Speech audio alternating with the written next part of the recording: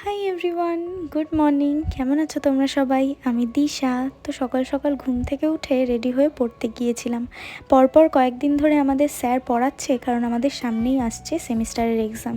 তারপর পড়ে বেরিয়ে ওখান থেকে গিয়েছিলাম একটু অ্যাপোলোতে। আমার বেশ কয়েকটা জিনিস আনার ছিল, তো সেগুলো নিয়েছিলাম। আর আজকে সকালবেলা লক্ষ্মী আন্টিকে পাবদা মাছ এনে দিয়েছিলাম বাজার থেকে। তো বাড়ি এসে দেখি আন্টি সেটাই রান্না করেছে, আর ওটা না খেতে খুবই ভালো হয়েছিল আজকে।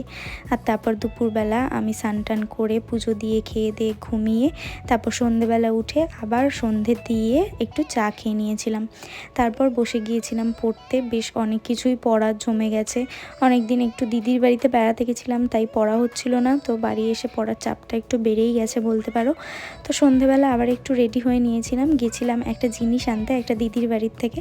তো ওটা নেওয়ার জন্যই একটু রেডি হয়ে গিয়েছিলাম। আর সন্ধেবেলা বেরোলে না মনটাও একটু ভাল লাগে, বাইরের হাওয়া খেতে বেশ ভালোই লাগে। আর বেরিয়ে আজকে খেয়েছিলাম একটু ফুচকা আর এই আইসক্রিমটা। আর একটা আইসক্রিম আমি নিয়েও এসেছি বাড়ির জন্য, পরে খাবো বলে। তারপর এই বাড়ি এসে ফ্রেশ হয়ে বসে গিয়েছিলাম আবার পড়তে। বেশ কিছুক্ষণ পড়ে তারপর ডিনার করে আবার পড়তে বসে গিয়েছিলাম। So that's it.